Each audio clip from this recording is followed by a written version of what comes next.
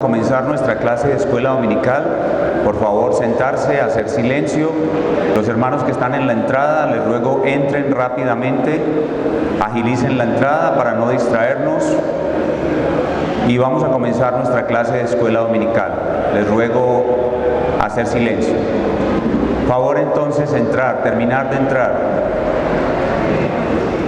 Los saluditos para ahora, para el refrigerio, por favor. Terminen de entrar, por favor. Muy bien, hagamos silencio. Vamos a inclinar nuestro rostro y a orar a nuestro Padre para que nos bendiga en este día del Señor. Padre nuestro, grandioso, majestuoso Dios, tú eres solo tú eres eterno, soberano, todopoderoso. Solo tú creaste los cielos y la tierra. Tú existes desde siempre. Nosotros existimos desde que tú nos creaste. Tú nos diste la vida y nos libraste de nuestro propio mal para que te adoráramos. Nos hiciste tu pueblo. Tú señoreas sobre todo y nos das hoy el privilegio de venir a tu casa para adorarte. Cientos de miles de seres humanos andan por la faz de la tierra hoy haciendo mil cosas menos buscarte para adorarte, reconocer tu grandeza, tu poder y tu majestad y vivir para ti. Pero nosotros, el pequeño rebaño que tú has amado eternamente, has escogido y has librado de su propio pecado, viene hoy delante de ti para adorarte. Te damos gracias por este don maravilloso, este supremo bien que no podremos agradecerte lo suficiente jamás. Gracias, Padre Dios, por todo tu amor y bondad en este día. Porque tenemos la salud y la capacidad de estar aquí, todas las posibilidades de estar aquí adorándote, porque tenemos una iglesia bíblica en donde podemos adorarte y escuchar tu palabra. Te pedimos que hoy limpies todo nuestro pecado, toda nuestra maldad. Confesamos nuestros pecados que nos son ocultos y sabemos que por la sangre del Señor Jesucristo tendremos perdón.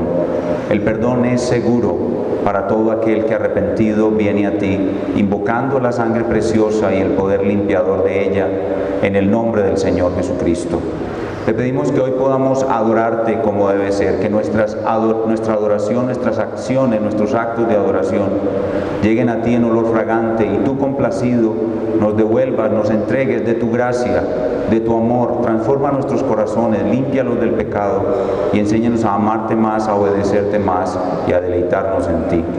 Ponemos este día de adoración en tus manos, nuestra clase de escuela dominical esta mañana, el culto de adoración, la predicación en este día del Señor y todo lo que vamos a hacer que sea para tu gloria. Nos ponemos en tus manos pues en el nombre del Señor Jesús. Amén. Esta clase que hemos titulado La Senda Antigua todavía es pensando en los hermanos que recién van a ingresar a la membresía de la iglesia y las personas que están llegando a nuestra iglesia para conocernos mejor.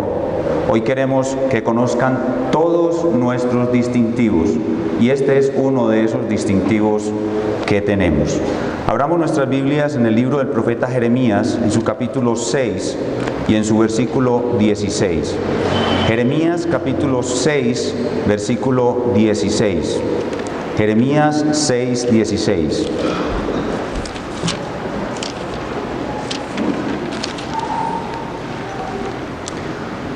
Jeremías 6, 16.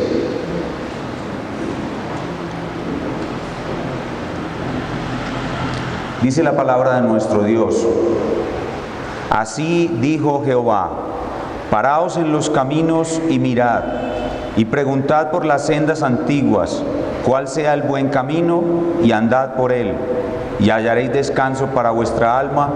Mas dijeron, no andaremos. El pueblo de Israel de los días del profeta Jeremías se había vuelto idólatra.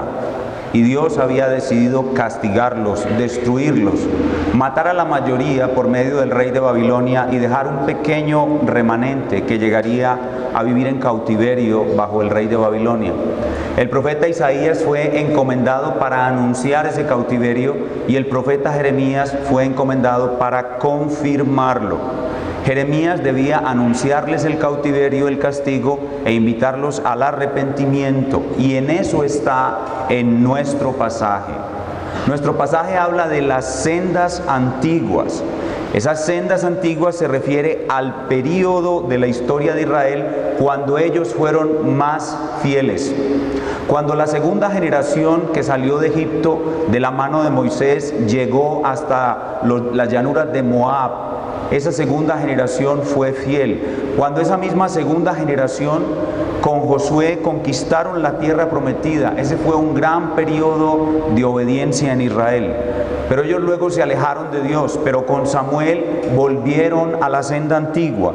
Samuel los volvió a traer a la obediencia a Dios. Luego con David, Dios dio a David un rey conforme a su corazón y Dios trajo tiempos de obediencia, tiempos de senda antigua con David. Pero su hijo Salomón apostató. Y de allí desde Salomón la desobediencia fue progresivamente mayor hasta llegar a dejar en el pasado un periodo de obediencia que fue mejor al que estaban viviendo. Y eso es lo que se conoce como la senda antigua. Anhelar la senda antigua es volver al mejor tiempo de obediencia que tuvieron ellos como nación. Y eso es lo que podemos llamar la reforma de Israel. La palabra reforma significa volver a la senda antigua. Algunos de los reyes de Israel procuraron esa reforma. El piadoso Ezequías, el piadoso Josafat, el piadoso Josías, pero nunca fue una reforma profunda y perdurable. Por lo tanto, volver a la senda antigua siempre fue el mandato de Dios para Israel. Pero notemos la promesa que está asociada con volver a la senda antigua. Dice: y hallaréis descanso para vuestras almas. Como ustedes bien saben, el Señor Jesucristo se aplicó a sí mismo esa promesa. Jesús dijo: yo soy la senda antigua. Si vienen a mí, hallarán descanso para sus almas. Así como podemos hablar de la reforma de Israel, también podemos hablar de la reforma de la iglesia. Cuando la iglesia fue conducida por los apóstoles, ese fue un gran momento de obediencia. Pero luego vienen las herejías y las luchas de los padres posapostólicos contra esas herejías. Luego Constantino y la iglesia imperial, la iglesia y el Estado se fusionan y se produce la mayor desobediencia y la mayor desviación que puede conocerse del cristianismo verdadero, que se conoce como Iglesia Católico Romana. Ese fue un gran periodo de desobediencia. Pero luego Dios trae a su iglesia a la senda antigua. La reforma protestante del siglo XVI es un regreso a la senda antigua. Martín Lutero, Juan Calvino, Ulrich Zwinglio, luego los puritanos, las grandes confesiones de fe de la iglesia, Westminster, Londres. Pero siempre el maligno haciendo oposición y llevando a la iglesia de nuevo al retroceso. Jacobo Arminio y sus discípulos y su contrarreforma, John Wesley y sus seguidores, todas esas ideas de Arminio, de Wesley, fueron diluyendo el poder de la reforma. Hasta que llegamos al siglo XX y aparece el movimiento pentecostal y carismático, y con él un abandono de todas las enseñanzas de la reforma del siglo XVI y un nuevo periodo de decadencia, con otras características, pero al fin y al cabo decadencia. Y en dicha condición se encuentra la iglesia de nuestros días. Así que el mandato sigue siendo el mismo: volver a la senda antigua. Y para mostrar esa senda antigua, vamos a resaltar 5 áreas de la revelación divina y las vamos a analizar en 3 momentos de la historia de la iglesia para ver ese ciclo de reforma y decadencia y cómo nos es necesario hoy en nuestros días volver a la senda antigua. Las 5 áreas en las que vamos a mirar en esta clase, 5 áreas de la revelación divina son las siguientes. Primero, la autoridad de la Sagrada Escritura. Segundo, la salvación por gracia. Tercero, la justificación ante el tribunal de Dios. Cuarto, la mediación de Cristo. Y quinto, la gloria de Dios en la obra de la salvación. Repito, la autoridad de la Escritura, la salvación por gracia, la justificación ante el tribunal de Dios, la mediación de Cristo y la gloria de Dios en la obra de salvación. Y los 3 periodos en la historia de la iglesia que vamos a ver son el periodo medieval, que comprende entre el siglo V y el siglo XV, que es donde está plenamente formada la Iglesia Católica Romana. El período de la Reforma, que es el siglo XVI, y el período carismático, que es el siglo XX. Entonces son 5 áreas de la revelación divina y 3 periodos de la historia de la Iglesia. Comencemos con la autoridad de las Escrituras. Esta primera área de la revelación divina, la autoridad de las Escrituras. ¿Qué pasó con la autoridad de las Escrituras en estos 3 periodos? En el período medieval, la Escritura fue quitada del pueblo y encubierta, tapada por el idioma latín. Solo unos pocos podían estudiarla.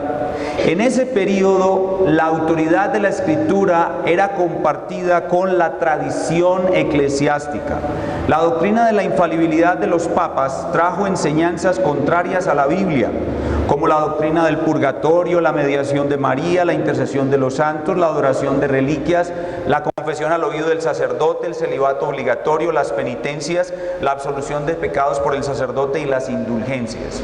Toda esa tradición compartía autoridad con las Escrituras, pero en última instancia la autoridad suprema era el Papa y la Iglesia. La autoridad suprema del hombre sobre el hombre era la Iglesia. Y para la Iglesia católica romana, la Iglesia no son los fieles, sino el clero, los prelados. Entonces, en cuanto a la autoridad de las Escrituras, en el período medieval, la Escritura compartía su autoridad con la tradición eclesiástica y con la autoridad de los papas. En última instancia era la Iglesia, lo que llaman ellos el magisterio de la Iglesia, lo que dominaba y no las Sagradas Escrituras. Pero cuando llegamos al periodo de la Reforma, Dios hace que su pueblo regrese a la senda antigua. Estudiando las Sagradas Escrituras, los reformadores llegaron a algo que conocemos como sola Escritura. Abramos nuestras Biblias en 2 Timoteo, capítulo 3, versículo 16-17. 2 Timoteo, capítulo 3, versículos 16 y 17. De nuevo, el pueblo de Dios, con la Escritura en su mano, puede ver cuál es el papel verdadero de las Escrituras en la vida del hombre, y la autoridad de la Escritura, la autoridad suprema de la Escritura es restablecida. 2 Timoteo 3, 16, 17. Toda la Escritura es inspirada por Dios y útil para enseñar, para redarguir, para corregir, para instruir en justicia, a fin de que el hombre de Dios sea perfecto, enteramente preparado para toda buena obra. ¿Cuál es el origen de la Escritura según este texto? Es la voz de Dios. Sale de Dios, la Escritura es exhalada por Dios. No hay nada como la Escritura. Ni la tradición de los papas, ni la autoridad de los papas es como la Escritura. Solo la Escritura es exhalada por Dios. Pero ¿para qué sirve la Escritura? La Escritura sirve para hacer perfecto al hombre de Dios. ¿Qué necesita un hombre de Dios para ser perfecto?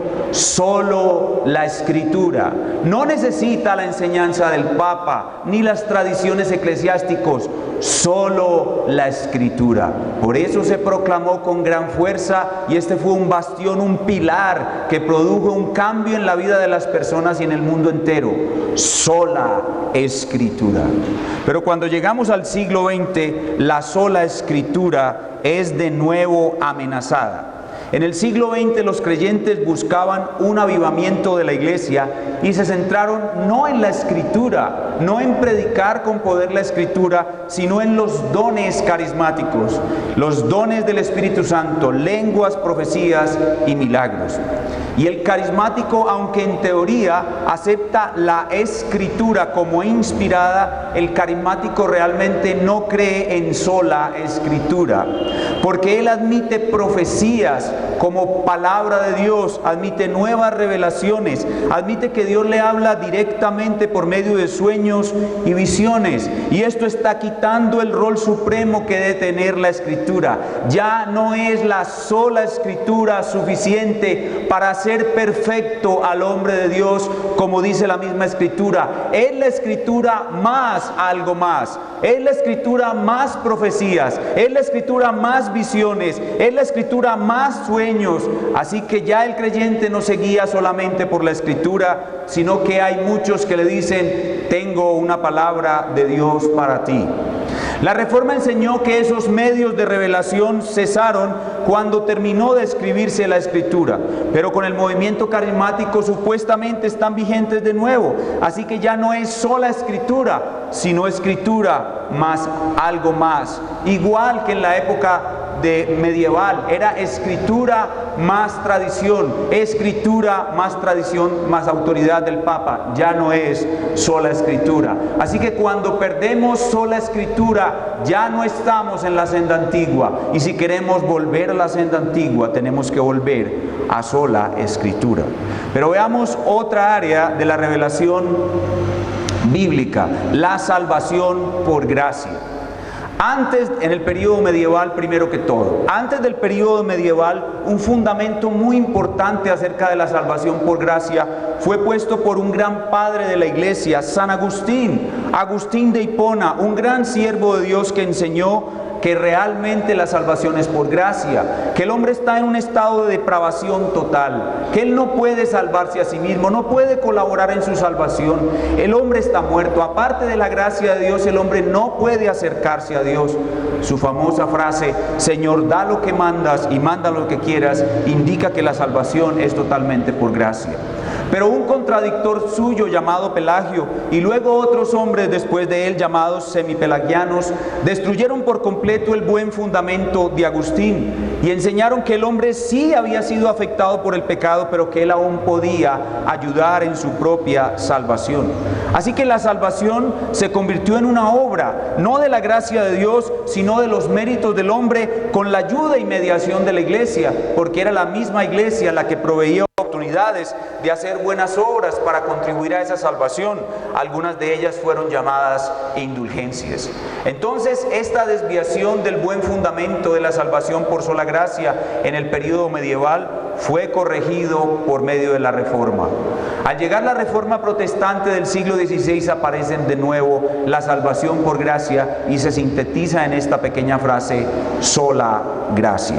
Vayan conmigo, por favor, a Efesios capítulo 2, versículos 8 y 9. La clara enseñanza de las Escrituras es más que suficiente para mostrar que el hombre no puede contribuir a su propia salvación, que es una obra de la gracia de Dios. Efesios 2, 8. Porque por gracia sois salvos por medio de la fe, y esto no de vosotros, pues es don, regalo de Dios, no por obras, para que nadie se gloríe. No hay espacio para la gloria humana, para que nadie se gloríe, no por obras. La salvación por gracia entonces regresa en la época de la Reforma. No es una salvación que es obra de Dios y el hombre, es una salvación que es obra de Dios solamente. Por eso decimos solo gracia. Pero para llegar al periodo carismático, de nuevo esta salvación por gracia está siendo amenazada, porque el hermano carismático sigue las enseñanzas filosóficas del libre albedrío, las cuales condenó ampliamente el gran reformador de donde ellos vienen, Martín Lutero.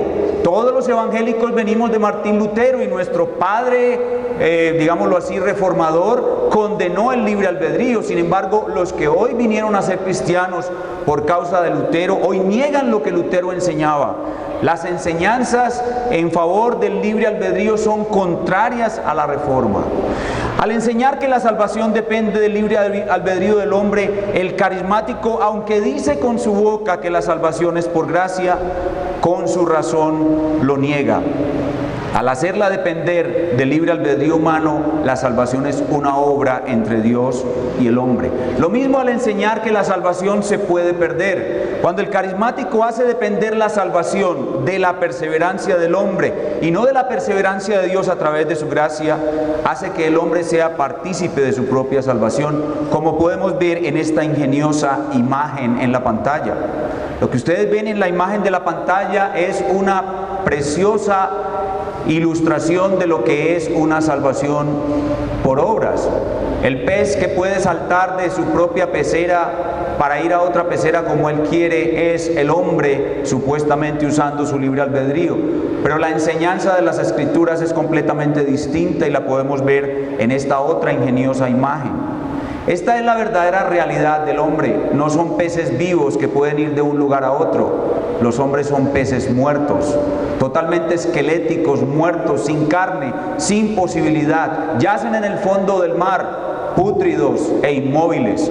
Solo la mano poderosa de Dios puede darle vida a alguno de esos peces. Solo la mano poderosa de Dios puede sacarlo de la pecera y llevarlo a su salvación.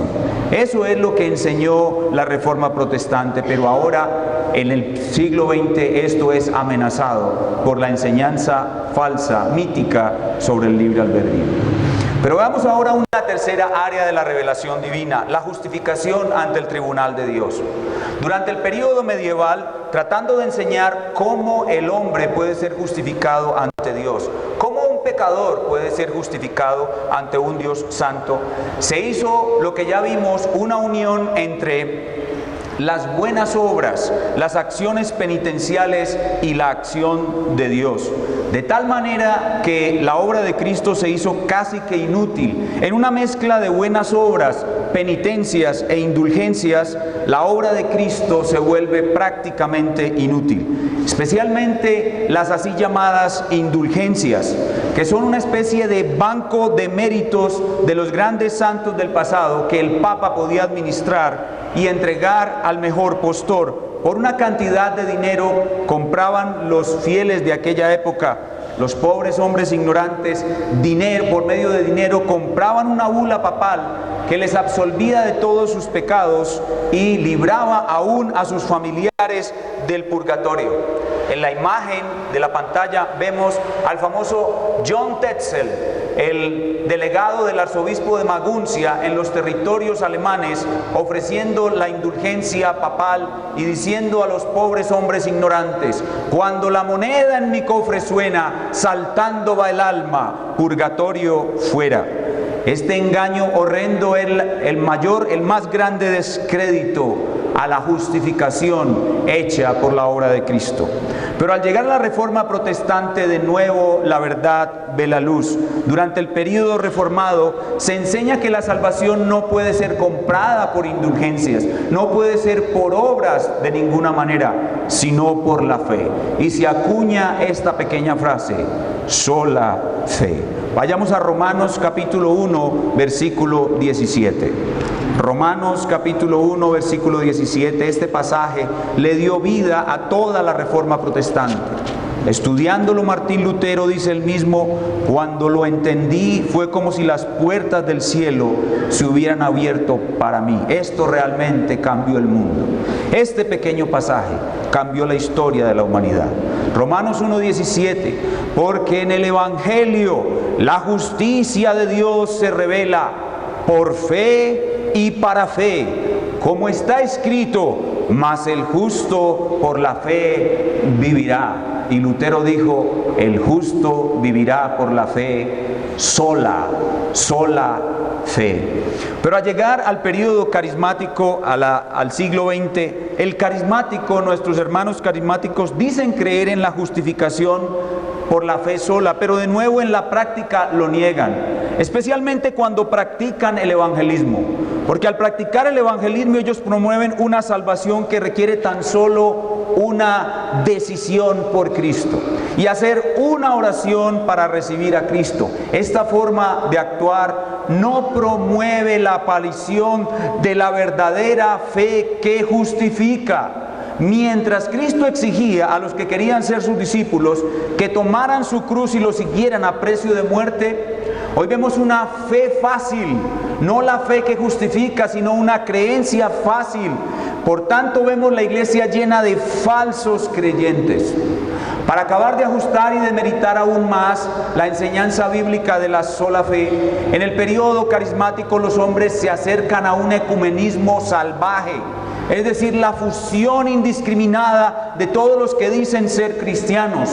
Basta que usted diga creer en el Cristo de la historia y ya es incluido en el gran paquete de los cristianos. Y si canta muy parecido a como yo canto, entonces usted debe ser un verdadero hijo de Dios. Y la justificación por la fe sola, que es el artículo distintivo de la verdadera fe, es dejada a un lado y cambiada por un ecumenismo salvaje donde todos caben en el mismo lugar. El ecumenismo hace destruir esta doctrina de la justificación por la fe sola. Vemos, por ejemplo, el famoso cantante carismático Marcos Witt y sus serias intenciones ecumenistas. Si una persona cree en la justificación por la fe sola, no puede practicar tal clase de ecumenismo. Pero pasamos a otra área, a la siguiente área de la revelación bíblica, la mediación de Cristo. Ya hemos visto la sola Escritura, la autoridad de la Escritura, vimos la sola gracia, la salvación por gracia, vimos, en tercer lugar, vimos la justificación por la fe, sola fe. Ahora la mediación de Cristo. Durante el período medieval, con todo lo que he dicho, el exclusivo oficio de mediador dado por Dios a Cristo fue reemplazado por una mediación compartida entre Cristo, María y los santos. Así que dentro de ese periodo, Cristo realmente era un colaborador de nuestra salvación, no el autor todopoderoso y todo suficiente de nuestra salvación, sino un simple colaborador, un autor principal, pero no nuestro único salvador ni nuestro único mediador. Durante ese periodo nunca estuvo más la gloria de Cristo rebajada que durante ese periodo, como mediador, por supuesto. Pero al llegar a la Reforma Protestante, la mediación de Cristo de nuevo es sacada a luz en brillo y gloria, y se acuña esta pequeña frase: solo Cristo, no Cristo más María, no Cristo más los santos, solo Cristo. Vayamos a 1 Timoteo capítulo 2 versículo 5, y ya estamos viendo cómo esa pequeña palabrita solo o sola hace la diferencia entre la verdad y el error. 1 Timoteo 2:5. 1 Timoteo 2:5.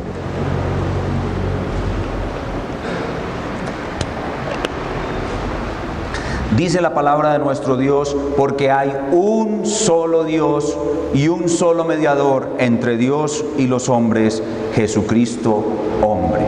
Solo Cristo. Nada puede ser más claro ni más fundamental. Pero al llegar al periodo carismático, nuestros hermanos carismáticos no niegan solo Cristo, pero en la práctica no hacen que Cristo realmente sea único, total, absoluto, y Él lleve todo el protagonismo, ni en sus cultos de adoración ni en sus sermones. Todo lo contrario, en sus cultos de adoración siempre hay un super apóstol, que es el que atrae la atención de todos, o siempre hay un gran profeta al cual debemos escuchar palabra de Dios directamente. Y extrañamente hay un énfasis en la tercera persona de la Trinidad. El Espíritu Santo es puesto por encima de la gloriosa persona de Cristo. Cierta posición de preeminencia de la tercera persona de la Trinidad sobre la segunda. Cuando la Escritura enseña que donde hay una obra de poder del Espíritu Santo, Cristo será grandemente glorificado, pues el Espíritu Santo fue enviado para glorificar a Cristo. Además, la muerte de Cristo, según el movimiento carismático, no salva eficazmente a nadie, sino que da a todos la misma posibilidad de salvarse, como ya dijimos, por su libre albedrío. El Cristo carismático no ha realizado una expiación eficaz, por tanto no es un glorioso Salvador, no es un poderoso Salvador, sino un Salvador que depende del libre albedrío humano. Finalmente, llegamos a la quinta área de la revelación, que es muy conclusiva y muestra acerca de todo lo que hemos dicho una especie de resumen. La gloria de Dios en la obra de salvación. Durante el período medieval entre el siglo V y el siglo XV, siguiendo este panorama religioso que hemos visto, ¿dónde queda la gloria de Dios en la salvación del hombre? La gloria de Dios, en el mejor de los casos, en el período medieval, era una gloria compartida entre Dios y el hombre, lo cual es totalmente contrario a la Sagrada Escritura. Pero Dios en su misericordia infinita trae de nuevo la senda antigua. La senda antigua regresa con la reforma protestante del siglo XVI. Y allí se enseña que la gloria de Dios en la salvación le pertenece absolutamente a Él, como la Escritura claramente enseña. Como dice en el libro del profeta Jonás, la salvación pertenece a Jehová. Como dice en el libro de Apocalipsis, la salvación pertenece a Jehová. La Biblia enseña claramente que la gloria de la salvación del hombre le pertenece total y absolutamente a Dios.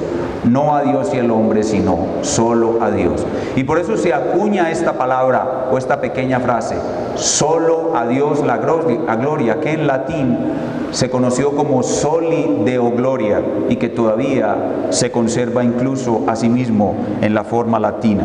Veamos Romanos capítulo 11, versículos 33 al 36. Romanos capítulo 11, versículos 33 al 36. Romanos 11, 33 al 36. El apóstol Pablo está analizando la obra preciosa de salvación, y al ver la forma como Dios hace un intercambio entre la salvación de los judíos y la salvación de los gentiles, al ver cómo Él trae a celos a los judíos por medio de los gentiles, y luego cuando entre la plenitud de los gentiles volverá a traer a salvación a los judíos, al ver esa maravillosa obra de salvación, el apóstol Pablo exclama maravillado en una forma doxológica, es decir, en una forma de adoración, y dice en Romanos 11:33: oh profundidad de las riquezas de la sabiduría y de la ciencia de Dios, cuán insondables son sus juicios e inescrutables sus caminos. Porque ¿quién entendió la mente del Señor, o quién fue su consejero? ¿O quién le dio a él primero para que le fuese recompensado? Porque de Él, y por Él, y para Él son todas las cosas. A Él sea la gloria por los siglos. Amén. La Reforma trae de nuevo la gloria para nuestro Dios. Pero al llegar al periodo carismático, de nuevo esa gloria solo para Dios es amenazada. De nuevo con las ideas sobre el libre albedrío y que la salvación se puede perder, los carismáticos, nuestros hermanos carismáticos, promueven una gloria compartida. Ya no es soli deo gloria, sino la gloria entre Dios y el hombre. Y esto es lo que hace que nosotros necesitemos de nuevo regresar a la senda antigua. Ustedes pudieron ver el ciclo. Primero, un periodo de obediencia mejor, sublime y hermoso en la época de los apóstoles. Pero luego viene la degradación en el periodo medieval. Dios trae por medio de la Reforma de regreso la senda antigua. Pero en el periodo carismático, en el siglo XX, de nuevo volvemos a la degradación, volvemos a la oscuridad, volvemos a la distorsión, y por eso el mandato de regresar a la senda antigua continúa vigente. ¿Pudieron ver el ciclo? ¿Ven por qué es necesario que volvamos a la senda antigua? Debemos hacerlo porque en ella, en la senda antigua, con seguridad se expuso el verdadero evangelio de la gracia de Dios y se presentó a Cristo como un poderoso Salvador. Y se establecieron las verdaderas bases para preservar ese verdadero evangelio.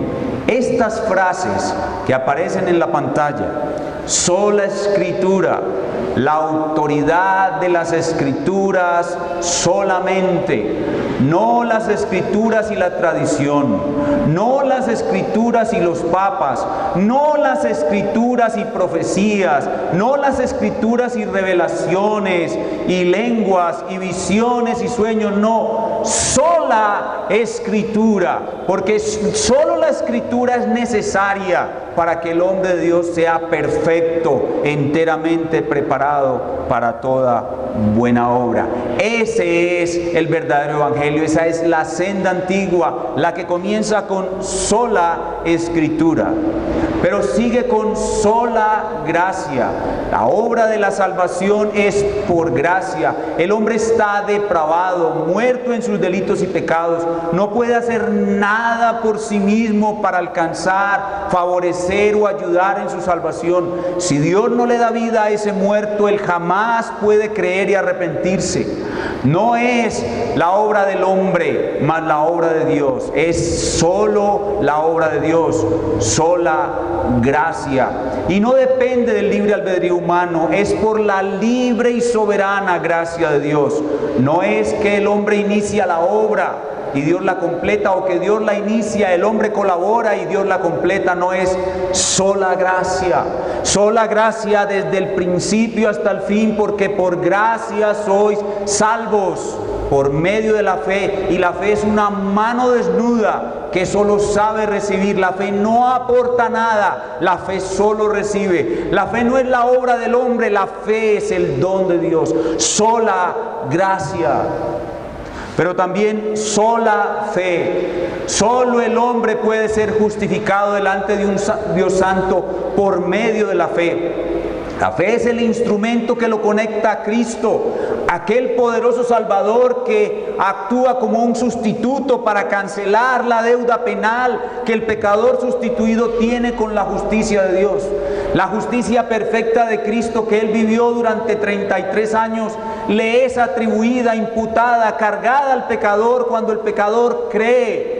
Y cuando Cristo muere en la cruz, los pecados del pecador son eficazmente pagados. Y por la fe, que es un don de Dios, el pecador es unido vitalmente y para siempre a Cristo. La salvación es por la sola fe. Sola fe. Y esa única forma de salvación es obra de Cristo. Ninguna otra persona puede mediar entre Dios y el hombre, porque solo Cristo es Dios y hombre en una sola persona. María no puede hacerlo porque ella no es divina. Ella no puede mediar ante Dios porque ella no es divina. Ningún hombre santo o religioso que haya vivido, por perfecto que sea, puede mediar entre Dios y el hombre. Solo Cristo es mediador, porque solo Él es Dios y solo Él es hombre en una sola persona. Solo Cristo es nuestro mediador. No hay otro mediador entre Dios y el hombre. Y en la conjunción, en la unión de todas estas cosas, la gloria de nuestra salvación desde la eternidad y hasta la eternidad le pertenece solo a Dios. Soli Deo Gloria. ¿Cuál es entonces el verdadero evangelio? ¿Cuál es entonces la verdadera iglesia? ¿Cuál es entonces la verdadera fe? La que se identifica con estas pequeñas frases, la que está detrás de sola escritura, sola gracia, sola fe, solo Cristo, soli Deo Gloria. ¿Cuál es el verdadero Cristo? ¿Cuál es el verdadero Salvador? ¿Dónde es Cristo realmente conocido y glorificado? ¿Dónde están estas pequeñas frases? Sola escritura, sola gracia, sola fe, solo Cristo, solo para la gloria de Dios. Y Él mismo dice: yo soy la senda antigua. Yo soy la senda antigua. Vengan a mí los que están trabajados y cargados, y yo os haré descansar. Él mismo dice: yo soy la senda antigua. Vengan a mí todos los que están trabajados y cargados, y yo os haré descansar. Vamos de nuevo a nuestro pasaje, Jeremías 6:16. Dice nuestro pasaje, Jeremías 6:16.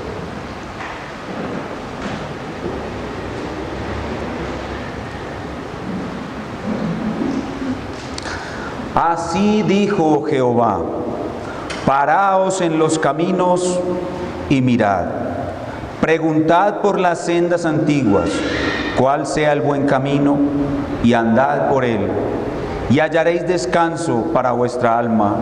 Mas dijeron: no andaremos.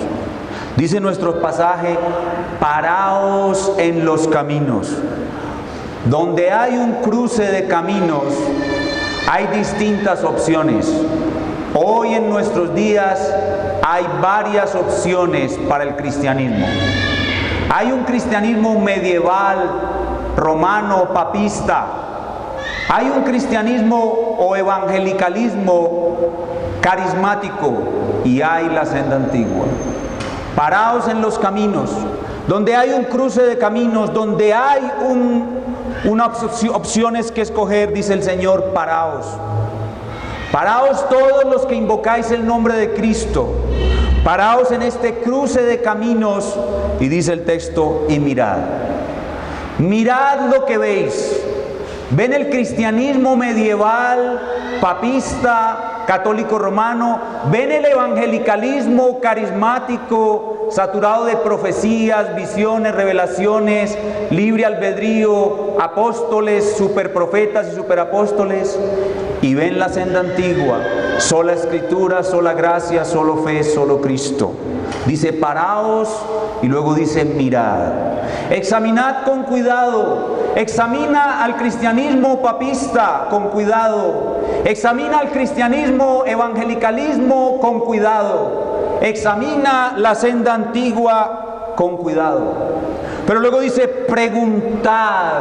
Preguntad por la senda antigua. Si solo te han enseñado el cristianismo romanista, papista, católico romano, escucha la otra opción. Escucha qué es la senda antigua. Escucha pastores y predicadores que te enseñan sobre lo que enseñaron los reformadores, los puritanos. Escucha, oye, no cierres tus oídos. No pienses que por estar ahí tienes que permanecer ahí.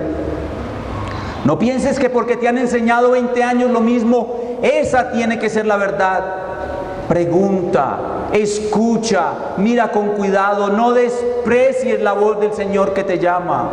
O si has estado 20 años en el evangelicalismo, tu vida guiada por profecías que no se cumplen, promesas de prosperidad que nunca llegan, profetas o falsos profetas o apóstoles o falsos apóstoles, caídos en inmoralidad, con una gran cantidad de pecados no descubiertos que a su tiempo se descubrirán, engaño tras engaño, mercaderes del dinero, falsos profetas, o también hombres bien intencionados pero indoctos. Pregunta por las sendas antiguas. Escucha lo que se ha predicado en el pasado. Escucha de la sola escritura. Escucha de la sola gracia, de la sola fe. Escucha de solus Christus, soli Deo gloria. Mira, párate, detente. ¿Qué tipo de cristianismo estás corriendo, estás viviendo? Católico romano papista, detente. Evangelicalista, detente. Escucha de la senda antigua. Mírala, escúchala, detente. Y pide al Espíritu Santo que te muestre cuál sea el buen camino. A la vista en este momento tienes 3 caminos dentro de la esfera del cristianismo. En la órbita del cristianismo está el catolicismo romano papista, el evangelicalismo o la senda antigua. Pregunta cuál sea el buen camino y comienza a andar por él. Cree en el verdadero evangelio que se define de esa manera. Cree en el verdadero Cristo que se define de esa manera. Y cuéntame si hayas descanso para tu alma o no. Si andas por este camino y no hayas descanso para tu alma, entonces tampoco nosotros somos verdaderos. Pero si andas por este camino y hayas descanso para tu alma, es Cristo quien te ha dado ese descanso. Y bajo sus alas ahora estarás seguro. Pero algunos dirán: no andaremos. Algunos dirán: no andaremos. Nací en el cristianismo papista y romanista, ahí moriré. Querido amigo, ahí morirás y al infierno bajarás. Nací en el cristianismo evangelicalista carismático del siglo XX. No andaré por esa senda antigua de la cual me hablas. Mi hermano, es probable que vayas al cielo, pero muchos galardones perderás. Pero si decides escuchar la voz del Espíritu Santo hoy, que te dice, detente, mira y pregunta por la senda antigua y escoge el buen camino, yo te garantizo en el nombre de Jesucristo a quien represento, hallarás descanso para tu alma. Que el Señor nos conceda conocer más la senda antigua, andar por ella y tener un gran descanso que permita que otros vean ese descanso en nosotros y quieran detenerse, mirar y preguntar por esta senda antigua. Sola Escritura, sola gracia, solo fe, solo Cristo, solo a Dios la gloria. Oremos. Espíritu Santo, gracias por este movimiento de reforma que estás haciendo en el siglo XX y XXI. Gracias por darnos el privilegio de identificarnos con estas enseñanzas que creemos son la verdad absoluta de nuestro Señor Jesucristo. Gracias por permitirnos establecer el reino de Dios en la tierra y tener una iglesia que conoce la verdad, que anda en santidad y se deleita en un poderoso Salvador como es Cristo el Señor. Un Salvador eficaz que no necesita la colaboración de hombres, que no necesita del libre albedrío humano, que no necesita de otros mediadores. Un grande y poderoso Salvador que ha realizado una expiación eficaz. Permite que muchos paren, miren y pregunten por esta senda antigua, la conozcan, anden por ella y hallen descanso para sus almas. Te pedimos por este proceso de reforma en el siglo XXI. Avánzalo, fortalécelo y ven pronto a reinar. Tu pueblo te espera. Gracias te damos, Trino y Santo Dios, en el nombre del Señor Jesucristo. Amén. Muy bien, vamos a ver si hay algunas preguntas que podamos responder.